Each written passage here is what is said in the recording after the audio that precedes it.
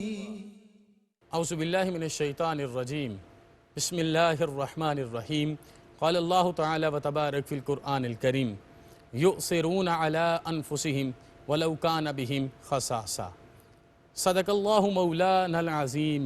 इब्तिदा है रब्बे लम यज़ल के बाबरकत और अज़ीम नाम से, जो इंसान को हज़ार हा गुनाहों के बावजूद भी बख्शिश की तौफ़ीक अता फ़रमाता है। अरबहा दुरूद व सलाम का नजराना सैयद आलम की ज़ात वाला तिबार पर, जिनकी रहमतें हमारी ज़िंदगी का हकीकी सरमाया हैं। इंतहाई ज़ी वकार नाज़रीन, ARYQ-TV के प्लेटफॉर्म से ज़ाद राह की एक और बाबरकत नशिस्त के साथ सैयद अतीक़ुर रहमान का सलाम नियाज़ कबूल कीजिए और दुआओं में याद रखिए। आज के इस मुआशरे को देख के एक बड़े हसास, एक बड़े अहम मौजू पर आपके सामने लब कुशाई करने की सआदत हासिल कर रहा हूँ। अहकमुल हाकिमीन से दिल की अथा गहराइयों से ये दुआ करता हूँ, मेरा मालिक करम फरमाए, हक बोल कर उस पर अमल करने की तौफीक अता फरमाए। मैंने जो आया करीमा आपके सामने पढ़ी, सैयद आलम सल्लल्लाहु अलैहि वसल्लम की एक हदीस मुबारका, आपके बड़े ही मुखलिस और प्यारे खादिम हज़रत अनस बिन मालिक से रिवायत है। आप इरशाद फरमाते हैं कि दो जहाँ के वाली, जिनके कदमों पर हम सब की माँ बाप इज़्ज़तें कुर्बान जाएँ, फ़िदा का अबी व उम्मी व रूही व माली व इर्दी व इतरती व अहिब्बाई व अक़रबाई व जिस्मी व जसदी व शबाबी व कलामी व उलादी या सय्यदी या रसूल अल्लाह सल्लल्लाहु अलैहि वसल्लम, सब कुछ आपके नालैन पर कुर्बान हो जाए। आपने इरशाद फरमाया, और आज के मुआशरे को देखते हुए 1400 साल पहले इरशाद फरमाया ला युमिनु अहदुकुम हत्ता युहिब्बा ली अखीही मा युहिब्बु ली नफ्सिही। हुजूर ने इरशाद फरमाया कि आप में से कोई बंदा उस वक़्त मोमिन ईमान कामिल का हामिल नहीं हो सकता जब तक जो वो अपने लिए पसंद करता है वही अपने दूसरे मोमिन भाई के लिए पसंद ना करे। यानी ये नहीं हो सकता कि आपकी अपने लिए प्रायोरिटीज़ और हों, आपकी अपने लिए टेम्पटेशंस और हों, आपके अपने लिए जितनी भी चीज़ें पसंद की हैं वो और हों, और दूसरे मोमिन के लिए आपके पसंद का तरीक़ाकार और हो। ये कतई तौर पर नहीं हो सकता। अगर आप चाहते हैं आप ईमान कामिल के हामिल बने तो आपको इन्नमल मुमिनून इख्वा के इस कौल के मुताबिक दो जहाँ के वाली सैयद आलम सल्लल्लाहु अलैहि वसल्लम के इस पैगाम को समझना है, सुनना है और इस पर अमल करना है। हज़रत अबू ज़र से रवायत है, हज़ूर सैयद आलम सल्लल्लाहु अलैहि वसल्लम ने इरशाद फरमाया कि मैं तुम्हें कमज़ोर पाता हूँ, और ये हम सब के लिए भी पैगाम है कि अगर हम में से कोई बंदा अपने किसी दूसरे भाई को किसी भी हवाले से कमज़ोर पाए तो उसे जो अपने लिए पसंद है वो उसके लिए पसंद करना चाहिए। मैं यहाँ पर आपको एक बड़ा खूबसूरत वाक़या अर्ज़ करना चाहूँगा, और यह कुरान पाक में इशारा भी है, वयुतइमून ताम अला हुब्बिही मिस्कीनौ व यतीमौ व असीरा। यानी कि सैयद आलम सल्लल्लाहु अलैहि वसल्लम का ये पैगाम कि जो अपने लिए पसंद है पहले अपने किसी और के लिए पसंद करो, तो हमें ये यहाँ से तरवीज मिलती है। हज़रत सैयदा फ़ातिमतुज़ ज़हरा सलामुल्लाह अलैहा, आपके दरवाज़े पर एक मिस्कीन हाजिर हो और आपके घर में एक चपाती खाने के लिए हो, आप अपने बच्चों पर भी उसको तरजीह दे दें और वो उसके हवाले कर दें। फिर मिस्कीन हाजिर हो आप उसे भी दे दें, फिर यतीम हाजिर हो आप उसे भी अता फरमा दें। ये हमें क्या सबक मिल रहा है, ये हमें क्या पैगाम मिल रहा है? अगर आप इस तरीके से अपनी ज़िंदगी को अल्लाह की रज़ा पर वक्फ़ करेंगे, फिर ही तो अल्लाह कहेगा कुरान पाक में कि इन्हें बता दीजिए इन्नल अबरार लफ़ी नईम, और ये भी इरशाद फरमाएगा मेरा रब के इन्हें बता दें मेरी रहमतें हमेशा इनके शामिल हाल हैं। जब आप अपना नफ्स दे देते हैं और अपने भाइयों की इज़्ज़तों को अपनी इज़्ज़तों पर तरजीह देते हैं, किसी और की भूख को अपनी भूख पर तरजीह देते हैं, किसी और की औलाद को अपनी औलाद पर तरजीह देते हैं, मतलब ये कि आप 14वें पारे के इन 3 अल्फाज का मिस्दाक बने, वख्फिद जनाहका लिल मुमिनीन, अपने परों को मोमिनीन के लिए झुका लो। अपनी आंखों को झुका लो, अपनी अना को मोमिनीन की अना पर झुका दो, अपनी रज़ा को उनकी रज़ा पर झुका दो, अपनी ज़रूरियात को उनकी ज़रूरियात पर झुका दो। यकीन कीजिए आप ही फिर वो शख्स हैं जिनको कभी भी रोबाही नहीं आएगी। आप ही वही शख्स हैं जिनको अल्लाह अपनी बुरहान बना के भेजेगा। आप ही वो शख्स हैं जिनके बारे में ये लाहौर के हकीमुल उम्मत ने कहा कि जिससे जिगरे लाला में ठंडक हो वो शबनम, दरियाओं के दिल जिससे दहल जाएं वो तूफ़ान। हम जंग यरमूक का एक वाक़या देखते हैं कि 3 सैयद आलम सल्लल्लाहु अलैहि वसल्लम के सहाबी, आज नफ्सा नफ्सी का आलम है और हर कोई आज की इस दौड़ में आगे बढ़ा हुआ। हसद उस इंतहा पर है जिसकी तारीख़ में कोई मिसाल नहीं मिलती, और ये दौरे किज़ब तो है ही, लेकिन साथ साथ दौरे फितन भी है, और हम तमाम फितनों को देखने के बावजूद भी अपनी इस्लाह करने में कामयाब नहीं हो रहे।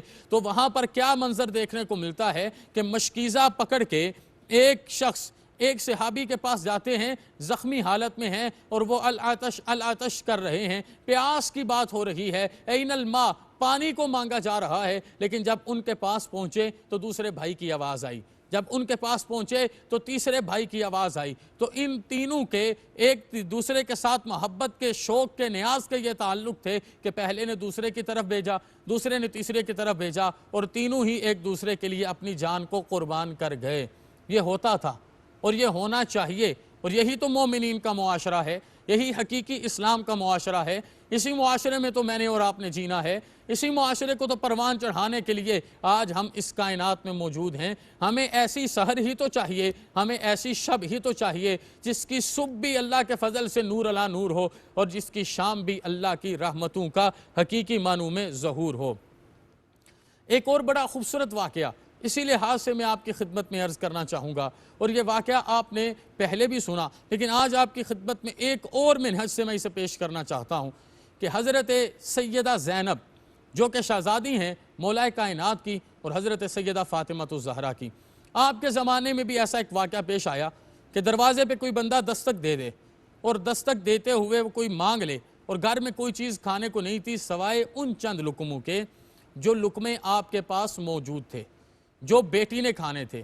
तो ये आज एक मुकाबला हो गया, शफ़क़त पिदरी गालिब आ गई, शफ़क़त मादरी गालिब आ गई। माँ और बाप ने बेटी की भूख की खातिर दरवाज़े पे आने वाले को खाली लुटाने का फ़ैसला किया। तो ज़ैनब जिनके नाम का मुरक्कब ज़ीनत और अब है, या ज़ैन और अब है, ये ज़ीनत अब है, ये अपने बाप की ज़ीनत हैं। इन्होंने आगे बढ़ के कहा कि जो भी मेरे हिस्से का रखा है ये दे दीजिए, ताकि ये पैगाम चला जाए, इस्लाम का सरमाया तस्कीन है ज़ैनब, ईमान का सुलझा हुआ आइन है ज़ैनब, हैदर के खदो खाल की तज़ईन है ज़ैनब, शिब्बीर है क़ुरआन तो यासीन है ज़ैनब, ये गुलशन इस्मत की वो मासूम कली है, ततहीर में ज़हरा तो तेवर में अली है ज़ैनब। आपने अपने ख़ानदानी उस सारे उसलूब को कायम रखा और वो कुर्बानी दी। अब क्या फ़ायदा होगा अगर हम किसी ऐसे मुआशरे में रह रहे हों जिसमें हमें किसी दूसरे को तरजीह देने की प्रैक्टिकल आदत हो। आज के मॉडरेट सेंचुरी के मुताबिक कंसेप्शनल अंडरस्टैंडिंग के लिए की अगर ये बात की जाए तो जब हम किसी दूसरे को बर्दाश्त करेंगे तो अदम बर्दाश्त का मुआशरा ख़त्म हो जाएगा। जब हम कुर्बानी देंगे, सेक्रीफाइस करेंगे, बहुत सारे मामलात में आसानी हो जाएगी। और सबसे बड़ी बात यह है कि ये जो हमारे अंदर खुद नुमाइशी और ख़ुद नफसी और ख़ुद गर्जी सेल्फिशनेस का एक बहुत बड़ा गलत अंसर आ चुका है, इसके ख़ात्मे में बहुत आसानी नसीब होगी। हजूर सैयद आलम सल्लल्लाहु अलैहि वसल्लम की ज़िंदगी का यही तरीका रहा, आपकी ज़िंदगी का यही उसलूब रहा। आपने इसी ही उसलूब के मुताबिक अपनी ज़िंदगी को गुजारा कि आपने हमेशा अपने ऊपर दूसरों को तरजीह दी। मुझे बड़ा खूबसूरत, बड़ा हसीन वाक़या याद आता है कि जब सैयद आलम सल्लल्लाहु अलैहि वसल्लम हिजरत फरमा रहे थे और वो उम्मे माबद जिसके बग़ैर सीरत रसूल के तज़किरे, वो आतिका जिसके बग़ैर सीरत रसूल के तज़किरे पूरे नहीं हो सकते, हजूर सैयद आलम सल्लल्लाहु अलैहि वसल्लम ने जब उसकी बकरी के दूध को धो के उस प्याले को भराना तो हज़रत सिद्दीक़ अकबर ने हुजूर को पेश किया। हुजूर ने सबसे पहले उस बच्चे को बुला के दूध दिया जिसका नाम माबद था, फिर उसकी माँ उम्मे माबद को बुला के दूध दिया।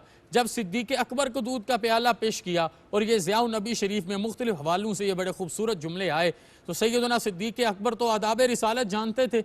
आप तो मेरे नबी पर फना थे, हर लिहाज से फना थे। आपका जिस्म मुबारक सैयद आलम के जिस्म पाक पर कुर्बान था, आपकी रूह सैयद आलम की रूह अनवर पर कुर्बान थी, आपके सारे एजाज हुजूर के नालैन और कदमों पर कुर्बान थे। आप तो कहते ये थे आंखें मेरी हूँ और चेहरा हुजूर आपका हो, घर आपका हो और बेटी मेरी हो, माल मेरा हो और हुक्म आपका हो, वो कैसे पहले उसको पी सकते? तो हुजूर ने इरशाद फरमाया, ए सिद्दीक़ अकबर अना साकी उल कौम।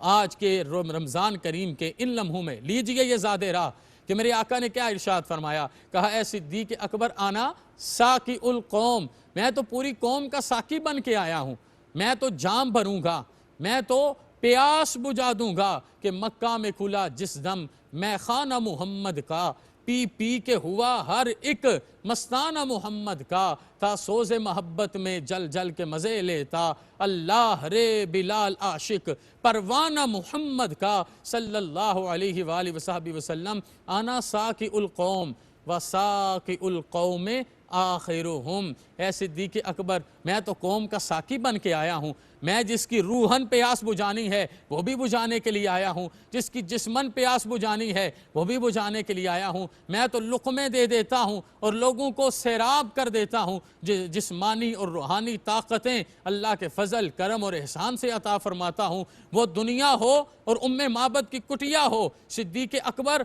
माबद और उम्मे माबद तीनों मौजूद हों, मैं पहले इनकी प्यास बुझाऊँगा।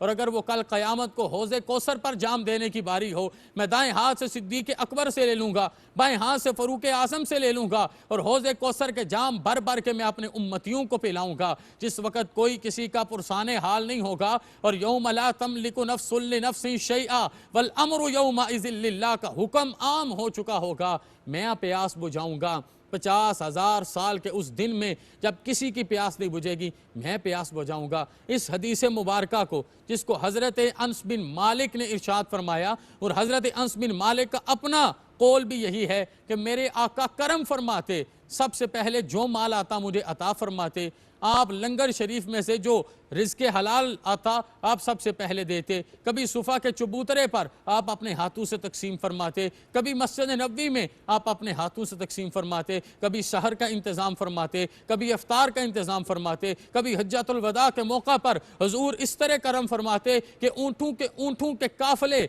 आपकी खिदमत में आते। आप तब तक मगरिब अदान नहीं करते थे और नमाज मगरिब से पहले पहले, सूरज के गुरूब होने से पहले पहले उस दिन आने वाला सारा माल अपनी उम्मत के मस्कीनों गरीबों को दे देते। और ये सिर्फ उम्मत तक नहीं है, हम ये कहें कि मुसलमान होगा तो फिर ही देंगे, मेरे करीम ने तो किस किस पे करम फरमाया, किस किस पे फजल फरमाया। वो अशजार हैं, वो अहजार हैं, वो नफूस कुदसिया मुसलमान हैं या नफूस आमा हैं, हर किसी पे करम फरमाया, हर किसी पे फजल फरमाया। किसी की भूख सैयद आलम के दौर में उसको तकलीफ़ न दे पाती, उसकी रातों को बेदारी की वजह न बनती। इसी तरह हम देखते हैं हज़रत सैयदुना उमर बिन ख़त्ताब के दौर को कि आपने किस तरह अपनी ज़िंदगी को गुजारा। कभी आप किसी घर के बाहर खड़े हैं और वहाँ पर इस चीज़ को तरजीहन देख रहे हैं, किसी चीज़ की ज़रूरत तो नहीं है, सारा दिन मखलूक और सारी रात खालिक की रज़ा के लिए जागने वाला, वो जिसे देख कर शैतान भाग जाए, वो अल्लाह से इतना डरता था, उसके अंदर इतना अज्ज़ो नियाज था और इतना मेरे नबी की सुन्नत और हदीस ने उसके ऊपर रंग चढ़ाया कि वो रातों को दरवाज़ों पर खड़ा हो जाता और लोगों को बताता और लोगों की बातें दीवार के पीछे से सुन के उनके मसलों के हल करता, अपने हाथों के साथ आटा और घी कनस्तर उठा के लाता और कहता फ़िक्र है उसको यरमू को फुस्ता तो हलवान की, फ़तह है मिस्र तो अब तैयारी है ईरान की। आते जाते वफूद से मुलाकात भी करता होगा, शब को मालूम हालात भी करता होगा, कांटों में उलझी हुई बेचारे की जान है, नींद उसको भी आती है, आखिर वो इंसान है। सबसे आला चीज़ ये है अपनी इज़्ज़त पे दूसरे की इज़्ज़त को तरजीह दीजिए और अपनी मोहब्बतों को अल्लाह और उसके रसूल की रज़ा के साथ मुज़य्यन कीजिए। आप इस हदीस का मफ़हूम समझ लें, यकीन कीजिए मेरे और आपके मुआशरे की बदअमली और बदअमनी हर लिहाज के साथ ख़त्म हो जाए। अहकमुल हाकिमीन से आज भी तड़पते जज्बात के साथ यही इल्तिजा है, हम सब की ज़िंदगी भर के सारे गुनाह माफ़ करके हमें इत्तेहाद, इत्तेफाक और यगानगत अता फ़रमाए। वमा अलैना इल्लल बलागुल।